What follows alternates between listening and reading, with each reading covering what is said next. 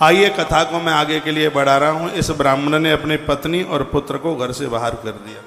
ब्रह्मा जी नारद जी को कथा सुना रहे हैं। श्रुत्वा तथा सदंतांतम प्राक्तनम सम विनत काच दशम समालोकम निर्यो दीक्षतांग। जब माँ एक दूसरी दिशा में चली गई और बेटा दूसरी दिशा में चला गया। बहुत परेशान था, भूखा था, बहुत दिन हो गए थे, उसने कुछ खाया नहीं। चिंताम बाप में तिम क्वायामी करवाड़िकिम, रोने लगा, सोचने लगा कि अब ऐसी स्थिति में मैं क्या करूं।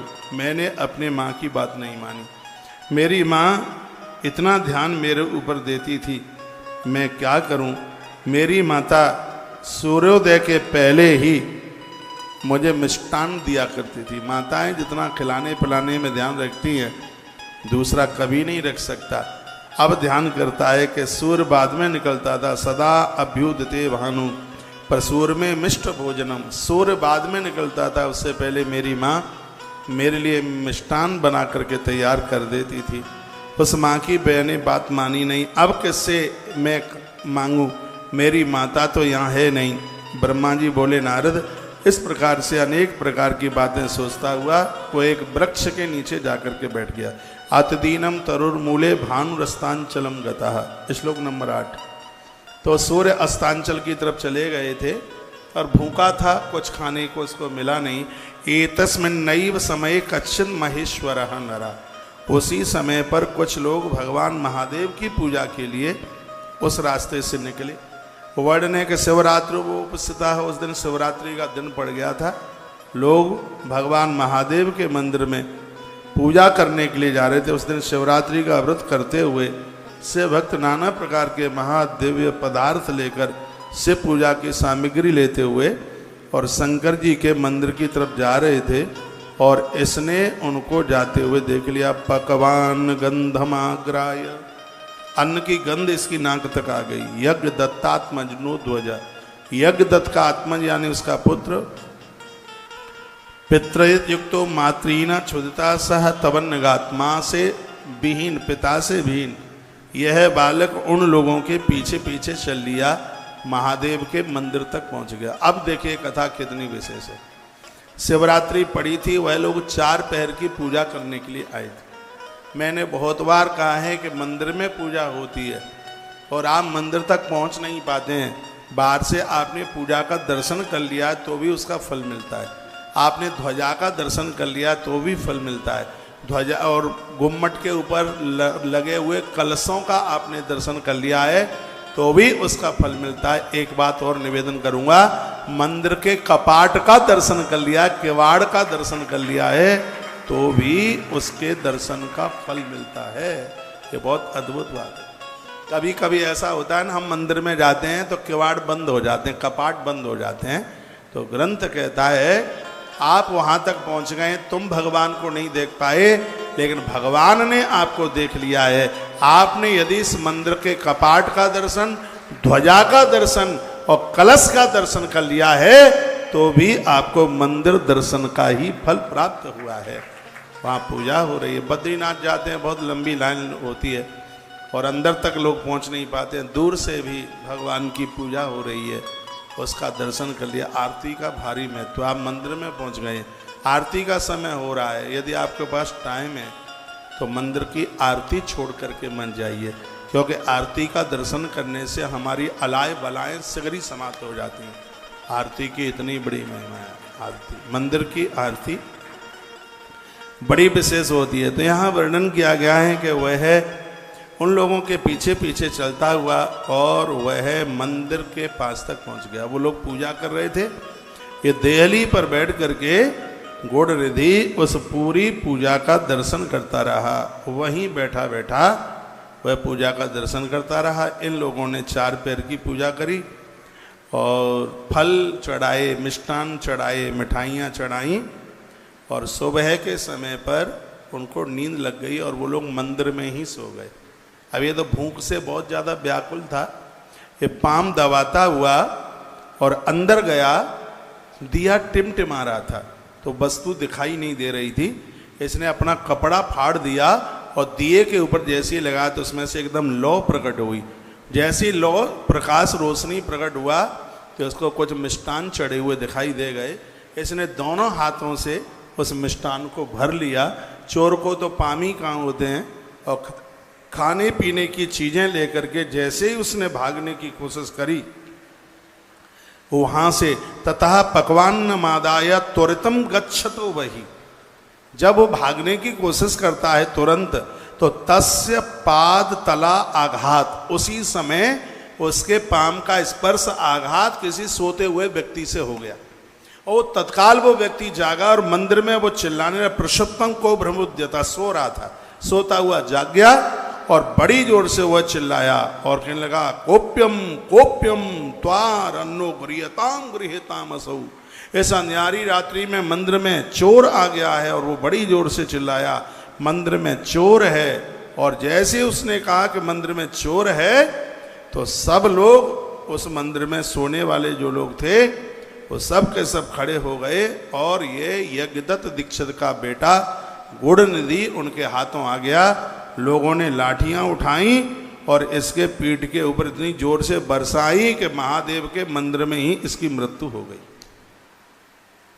उन्होंने पीट पीट करके इसको मार डाला, इसकी मौत हो गई। यमराज ने अपने दूतों से कहा कि धरती पर एक बहुत बड़ा अपराधी, बहुत बड़ा पापी मरा है। यमराज कहने लगे कि उनको लेकर के तुम आओ। यम ने अपने गढ़ों को ये बात कही, उन्हें लेने के लिए जाइए। इधर भगवान शंकर जी अपने गढ़ों को बोले। भगवान महादेव ने कहा कि मेरी 4 पहर की पूजा का दर्शन करने वाला और मेरा प्रसाद पाने वाला और एक ऐसा ब्राह्मण का बालक मेरे मंदिर में मरा है, उसको सम्मान पूर्वक मेरे धाम लेकर के आइए। तो उधर से भगवान के शंकर के गढ़ चल पड़े हैं और इधर से वो यमराज के गढ़ पहुंच गए। तो यो यम के गढ़ थे वो थोड़ा पहले पहुंच गए। तो वो घसीट करके गुड़निधि को लेकर के जाने लगे। तो रास्ते में शंकर जी के गढ़ मिल गए। क्या बोले, मुंच तेनम दुजम याम्याम गढ़म परम धार्मिक है। अरे यमराज के गढ़ो, इसको छोड़ दो, ये बड़ा धार्मिक है। इतना धार्मिक है कि महादेव की पूजा का दर्शन करता हुआ मरा। दंड योग्यो न विप्रासौ दग्ध सर्वांग संचया, 24 नंबर का श्लोक है। ये दंड देने के लायक नहीं है, ये दंड से दूर है। इस ब्राह्मण को छोड़ दो, ये दंड योग्य नहीं है, क्योंकि इसके सभी पाप नष्ट हो चुके हैं। महादेव की 4 पैर की पूजा दर्शन करके और शिव नैवेद्य को अपने मुख में रख करके इसके जितने जो अपराध थे, पाप थे, वो सगरे समाप्त हो गए हैं। विप्रासौ दग्ध सर्वांग संचय, जितने पाप थे वो सगरे जल करके राख हो गए। शिव गढ़ों की बात सुनकर यम के दूतों को बड़ा आश्चर्य हुआ और वो भगवान के गढ़ों से बोले। क्या बोले, कुलाचारम प्रतियर्ष पित्रोर्वाक्य परांग मुखा। सुन लीजिए क्या बोले। यमगढ़ कहने लगे, यमराज के गढ़ कहने लगे कि इस ब्राह्मण ने कुलाचार का सदैव उल्लंघन किया है। अपनी सदाचार को इसने छोड़ दिया। इसने कभी माता पिता की आज्ञा नहीं मानी। यह सत्य से हीन, पवित्रता से हीन, संध्या आदि कर्म इसने कभी किए नहीं। इसलिए ये यम फांसों में बंधने वाला है। और आखिर में यह हुआ कि यम और शंकर जी के गढ़ों में झगड़ा होने लगा। शंकर जी के गढ़ सूक्ष्म धर्म बताने लगे और वह कहने लगे, यमदूतों से कहने लगे कि सुनिए, हे गढ़ो, इस यज्ञदत्त के पुत्र गुड़निधि ने जो जो पुण्य कर्म किए हैं उन्हें सावधानी से सुन लो। भगवान शंकर के गढ़ बोले, कहते हैं इसने शिवलिंग पर पड़ने वाली दीप छाया को दूर किया, अपना कपड़ा जला के, अपने वस्त्र के द्वारा बत्ती बनाकर रात्रि में दिया जलाकर इसने भगवान शंकर को प्रकाश किया। भोलेनाथ को आप दिया दिखा देते हैं, दिया जला देते हैं, इसने तो धोखे से कपड़ा जला के प्रकाश कर दिया। और जो प्रत्यक्ष रूप से जो भगवान को प्रकाश दिखाते हैं, देखा है, पतंती लिंग सरसी दीपक छाया निवारता स्वचलांग चालितो नैन दत्वा दीप दशाम निशी। बताते हैं कि ऐसा जीव दुनिया छोड़कर जब ऊपर जाता है तो देवता उसके रास्ते में दिए जला जला करके लेकर के आ जाते हैं। इसलिए दिए के प्रति, दीप के ऊपर बड़ा विश्वास रखिए। और कहने लगे इसका दूसरा पुण्य और भी सुन लीजिए। इसने शिव पूजा के बहाने शिव नाम ग्रहण करने वालों के मुख से शिव नाम का श्रवण किया। वहाँ कीर्तन चल रहा था, नमः शिवाय, हरिओम नमः शिवाय, उसको श्रवण करने से इसके पाप जल गए। 36 नंबर के श्लोक में ऐसा वर्णन किया गया है, कहा गया शिव नामानि प्रसंगादपि गृह्यताम। इसने वो शंकर जी के नाम को, शृण्वतः शिव नामानि, शंकर जी के नाम को इसने अपने कानों से सुना, इसलिए इसके पाप जल गए। शिव भक्तों के द्वारा की जाने वाली पूजा को उपवास करते हुए स्थित चित्त से इसने देखा। इसने उपवास किया था, इसने अन्न नहीं खाया था। तो क्वचित कालम माँ भगवान करसती शिवानुगा, तो इसने व्रत करके और उस पूजा का दर्शन किया, कुछ खाया नहीं। फिर पाप रहित होकर के है, अब यह कलिंग देश का यह राजा बनेगा। अवश्य ही है ब्राह्मण कुमार, शंकर जी का प्यारा भक्त बन गया है, ये तुम्हारे संग ले जाने के लायक नहीं है, और तुम नहीं मानोगे तो हम तुम्हारी तोड़ाई पढ़ाई कर देंगे। आखिर में इतना युद्ध हुआ।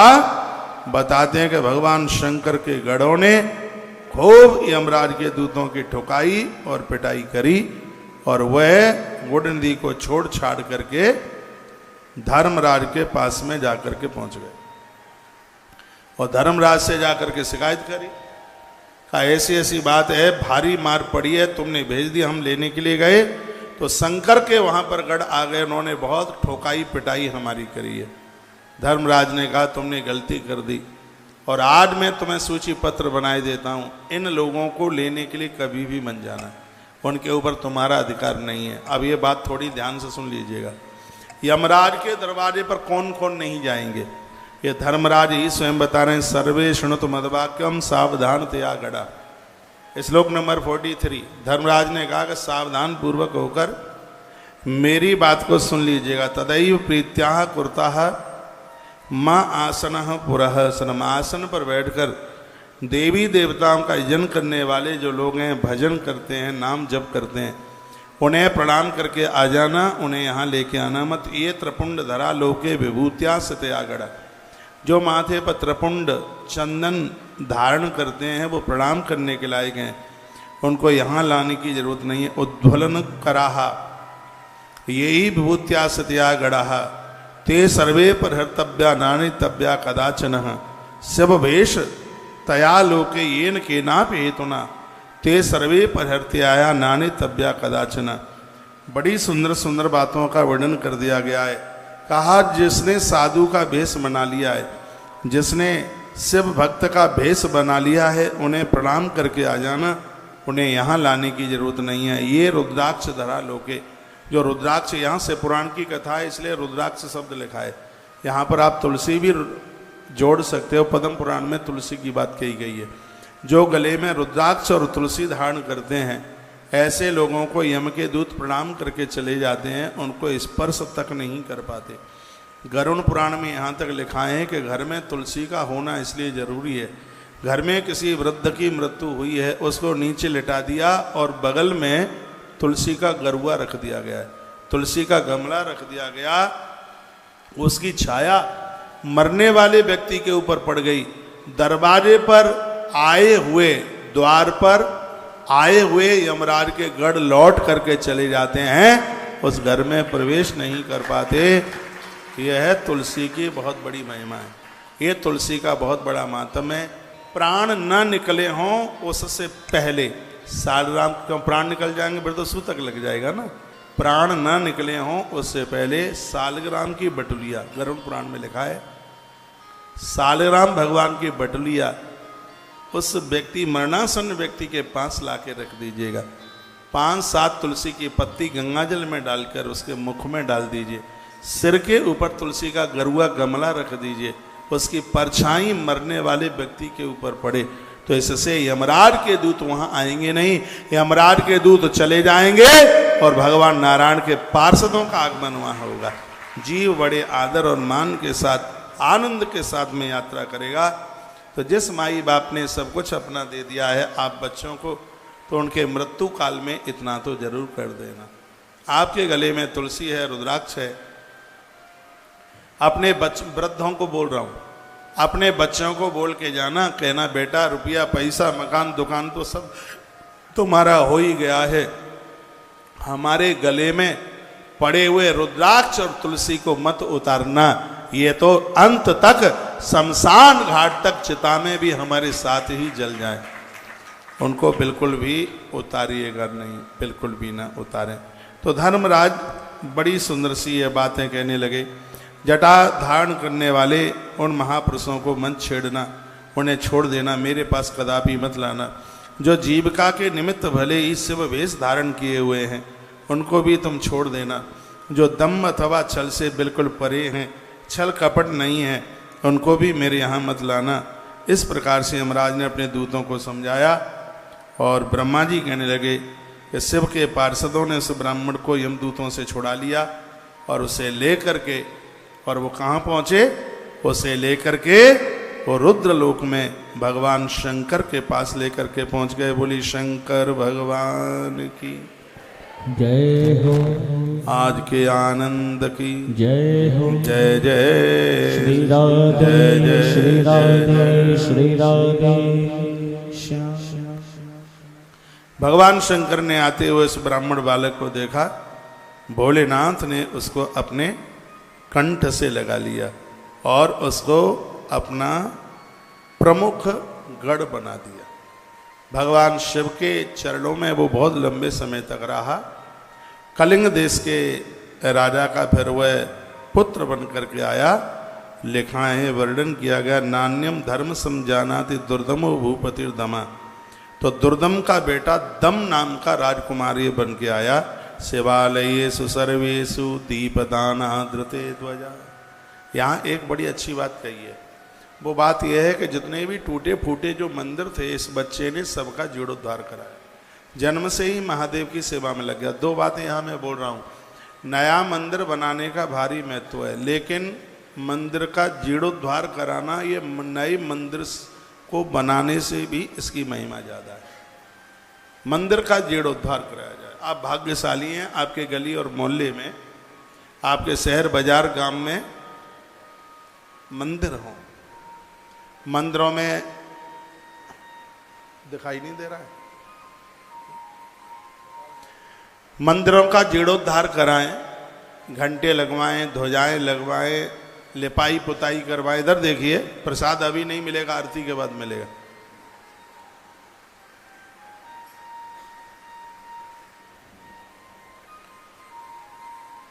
अखंड ज्योत जलवा दीजिए, बढ़िया सा पुजारी रखवाइए। ये बड़ी सुंदर बात कही है। मंदिरों का जीर्णोद्धार कराना ये बहुत बड़े पुण्य की बात है। नए मंदिर से भी ज़्यादा फल है किसी टूटे फूटे मंदिर का जीर्णोद्धार करा दिया जाए। अब जन्म से ये इस कार्य में लग गया। क्यों लग गया? क्योंकि हमारा अगला जन्म वहीं से आरंभ होता है जितना हम पिछले जन्म में जहाँ काम करते करते मौत को प्राप्त हुए हैं। जो कार्य हमने अपनी लास्ट समय में छोड़ा है, अगला जन्म हमारा वहीं से आरंभ होता है, वहीं से जो हमने जो छोड़ा है। जैसे उदाहरण के तौर पर कोई राजस्थानी मैया, चकिया चलती है राजस्थान में कि नहीं चलती? अब चाकी आज छूट गई होगी, पहले चलती थी। चकिया चलती थी, रई चलती थी। जब तक चक्की, रई जानते हैं ना, मट्ठा नहीं निकाले कभी। क्या बोलते हैं आपकी आंखों से? हाँ, दही बिलोना।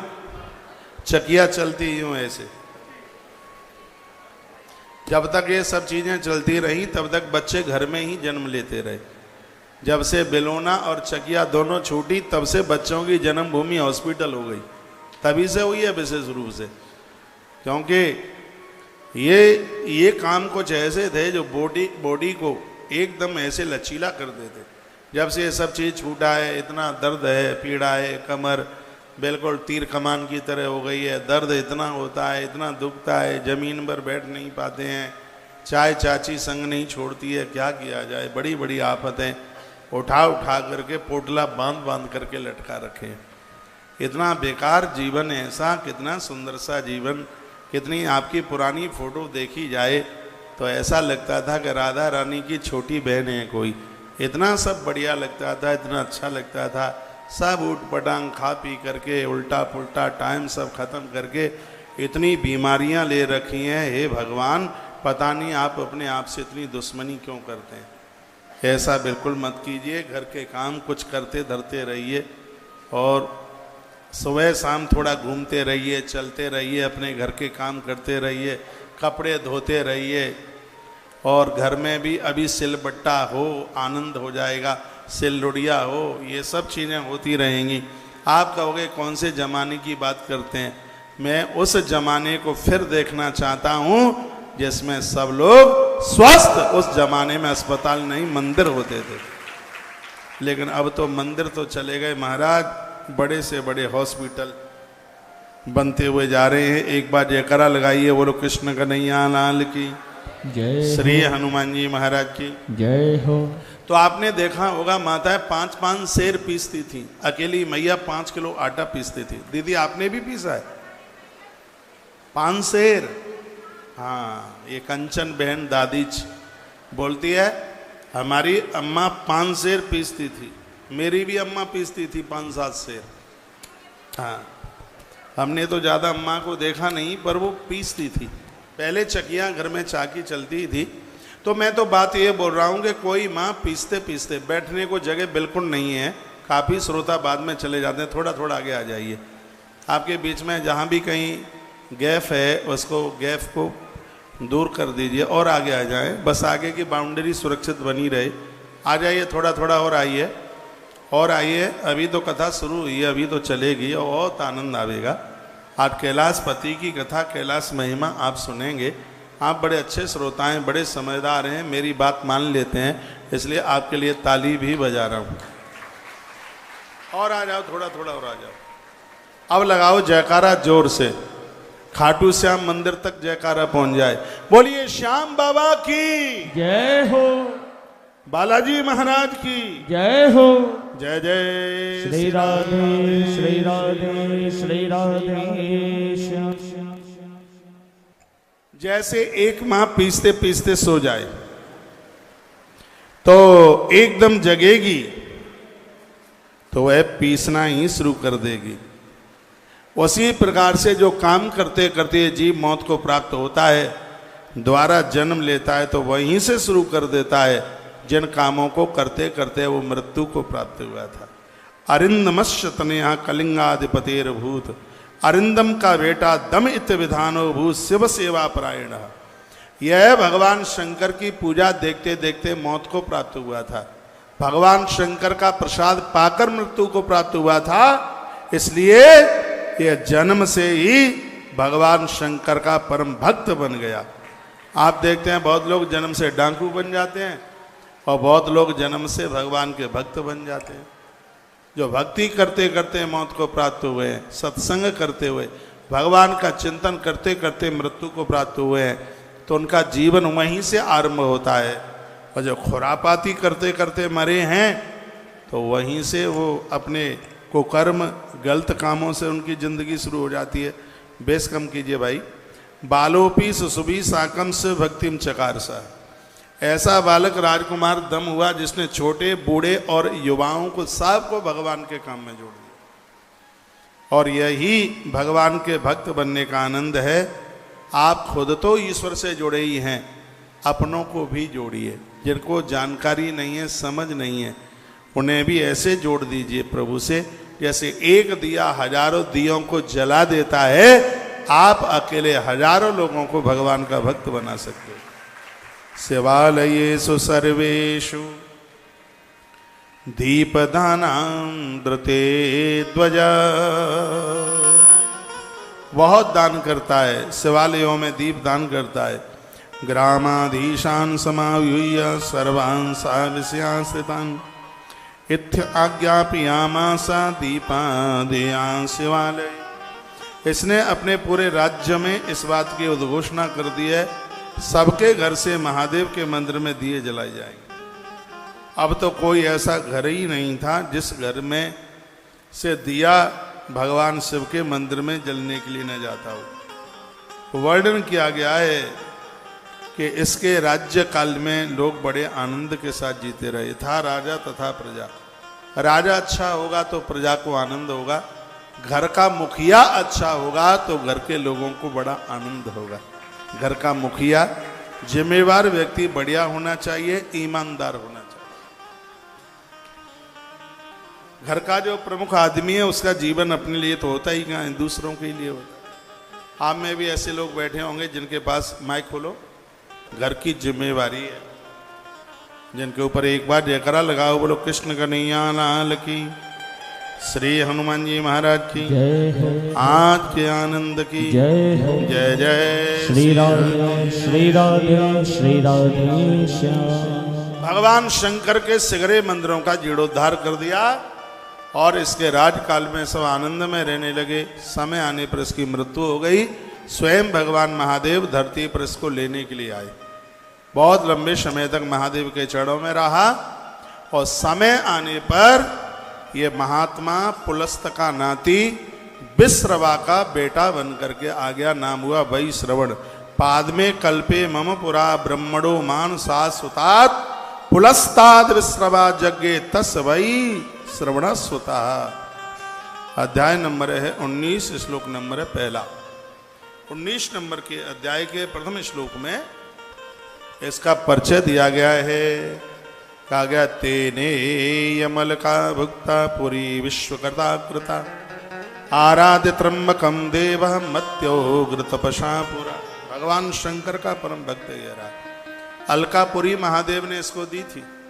और ऐसा बताते हैं कि जब वैश्रवण का जन्म हुआ तब आकाश से विधाता ब्रह्मा वेदों के मंत्र बोल रहे थे। ये दो महापुरुष ऐसे हैं जिनके जन्म पर वेद के मंत्र आकाश से बोले गए। एक तो है वैश्रवण जो कि ये दशानन रावण की दूसरी मां का बेटा था, और एक है सुमंत्र। वाल्मीकि रामायण में उनकी कथा आती है। इनका नाम सुमंत्र क्यों है? सुमंत्र क्यों है? क्योंकि जिस समय इनका जन्म हुआ था तो आकाश में से सुंदर सुंदर मंत्र बोले जा रहे थे। देवता मंत्र बोल रहे थे, ब्रह्मा जी मंत्रों का उच्चारण कर रहे थे इनके जन्म पर, इसलिए उनका नाम हुआ है सुमंत्र। एक ऐसा महापुरुष हुआ जिसका जन्म हुआ तो आकाश में ढोल और मंजीरा बज रहे थे।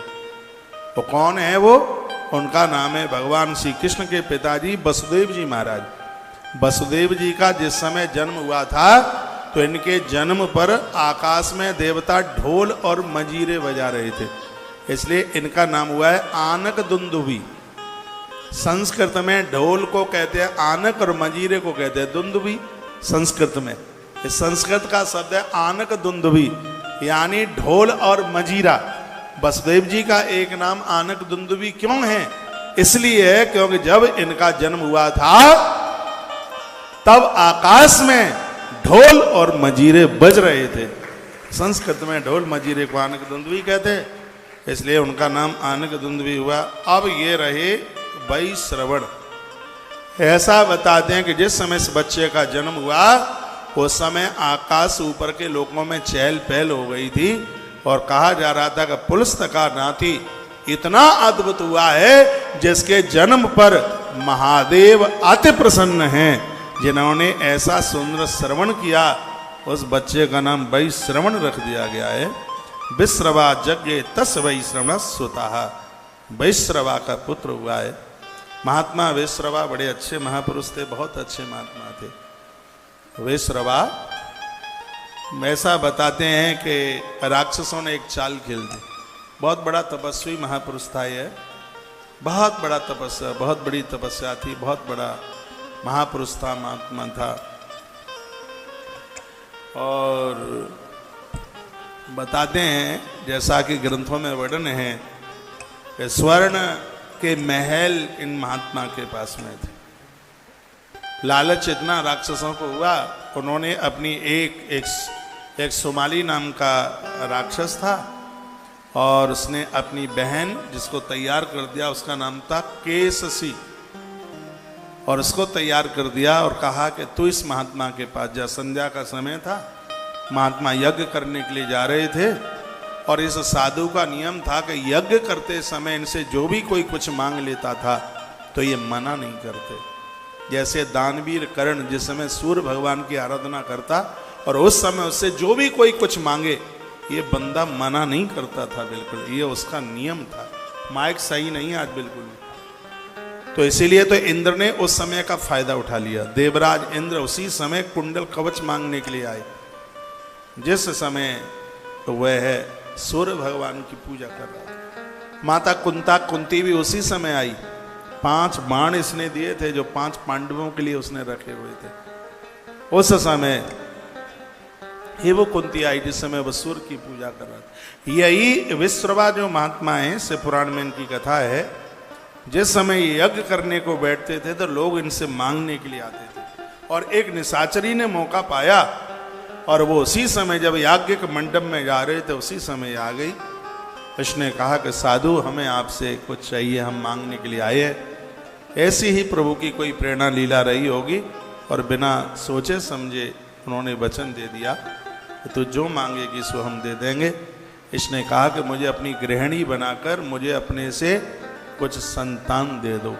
महात्मा इतना कुपित हो गया, साधु ने श्राप दे दिया और कह दिया कि तेरी कोख से महात्मा नहीं, तेरी कोख से राक्षस पैदा होंगे, ऐसा बोल दिया। इसलिए उसके शिशु को रावण का जन्म हुआ था। कुंभकर्ण रावण, विभीषण को विमाता का पुत्र कहा गया है। तो ये बालक जिसकी कथा आप सुन रहे हैं, ये भी एक दूसरी स्त्री का ही बेटा था। नाम विश्रवा यज्ञ तस् वै श्रवण सुता, इसका नाम वै श्रवण रखा गया है। और भगवान शिव का, भगवान शंकर का यह बड़ा परम भक्त था जन्म से ही। ये वही है, ध्यान रखना, जो 3 जन्म पहले गुणनिधि नाम का यज्ञदत्त दीक्षित ब्राह्मण का बेटा था गुणनिधि। दूसरे जन्म में राजकुमार दम बना और तीसरे जन्म में ये वही श्रवण बना है। और अब इसकी कथा आप सुनिएगा। छोटे से थोड़ा सा ये बड़ा हुआ तो पुरो ददर्श श्रीकंठम चंद्रचूड़ा मुवाधवम तत्तेज परभूताक्ष तेजा समिल्य लोचने। ऐसा बताते हैं कि प्रत्यक्ष रूप से भगवान महादेव ने उसको दर्शन दिया था। कैसे दर्शन दिया? एक समय की बात थी, यह तपस्या के लिए काशी में पहुंचा और 5100 वर्ष तक इसने तप किया। तपस्या भी बहुत बड़ी थी, 5100 वर्ष तक तप इसने किया। तो भगवान शंकर सामने आके प्रकट हो गए। बोली शंकर भगवान की जय हो। भगवान भोलेनाथ लिखा है कि देव देव उमापति, उमापति अकेले नहीं भवानी को संग लेकर के आए थे। ददऊ दर्शन सामर्थ्यम स्पष्टा पाणतलेनतम, उसका हाथ सिर के ऊपर हाथ रख दिया और कहा पुत्र वरदान मांगिए, क्या चाहते हो? तो वही श्रवण ने माता जगदम्बा को बहुत देर तक आंख खोल करके देखा। तो मैया इतनी रुष्ट इसके ऊपर हो गई और भगवान शंकर को मैया बोली कि ये मुझे ऐसी दृष्टि से देख रहा है, असूय मानो में रूप प्रेम सौभाग्य सम, मुझे इस दृष्टि से देख रहा है तो ओमे त्वदीयम पुत्रो, ये इसको शीघ्र ही मैया ने श्राप दे दिया। जिस आंख को तिरछी करके तू मुझे देख रहा है, मेरा श्राप है कि शीघ्र ही तेरी वह आंख टपक करके नीचे गिर जाए। तो वही श्रवण की एक आंख उसी समय नीचे गिर गई। तो वही श्रवण ने क्या कहा मां जगदम्बा को? कहा हे माते, तू अपने इस पुत्र को समझ नहीं पाई। तावद विस्फोट तन्नेनम बामम बामाविलोकना, तो 19 नंबर का श्लोक है। बाईं तरफ की आंख नीचे गिर गई। क्रूरदविक्षते यावत पुनः पुनर्दम वदन, बार बार वो आंख घुमा करके देख रहा था। तो तावद विस्फोटगम तन्नेत्रम, वो आंख बाईं आंख नीचे गिर गई। अथ देव्यः ब्रवी देवम किमसौ दुष्ट तापसा, कहा यह दुष्ट है, तपस्या करने को आया है, मुझे क्रूर दृष्टि से देख रहा है, मेरा श्राप है इसके लिए, इसकी यह आंख टपक के नीचे गिर जाए। तो भवानी का श्राप, उसकी आंख नीचे गिर गई। भाई श्रवण रो पड़ा और उसने कहा मां तू मुझे समझ नहीं पाई। हे मां, मैं तेरा बेटा हूं। ऐसा कौन बेटा होगा जो अपनी मां को कुदृष्टि से देखे? हे माता, ऐसा मेरा कोई भाव नहीं था बिल्कुल भी। मां, मैं तो बार बार ये देख रहा था कि तू कितनी बड़भाग्नी है, तेरा कितना बड़ा भाग्य है कि 24 घंटा तुझे प्रभु महादेव का संग मिला है। मैंने 5100 वर्ष तक मैंने तप किया है।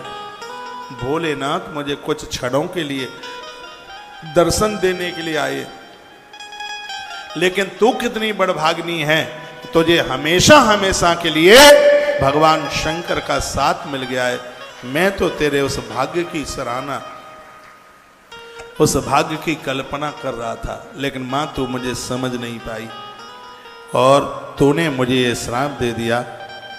तब भवानी ने भोलेनाथ की तरफ देखा और कहा, क्या ये सही कह रहा है? भोलेनाथ ने कहा, बिल्कुल ये सही कह रहा है, ये बड़ा पावन तुम्हारा भगत है। तो शीघ्र ही मैया ने कहा, यक्षाणाम किन्नराणाम च राज्ञाम राजा च सुब्रत। हाँ, तो मेरा आशीर्वाद है इसके लिए, आज से यक्ष और किन्नरों का राजा होगा। मेरे श्राप से एक आंख इसकी जमीन पर गिरी है, इसलिए लोग आज से इसको कुबेर के नाम से जानेंगे। वैसे नाम है वही श्रवण, लेकिन उसकी एक आंख धरती पर गिर गई थी, इसलिए उसका नाम है, वो कुबेर नाम रख दिया गया।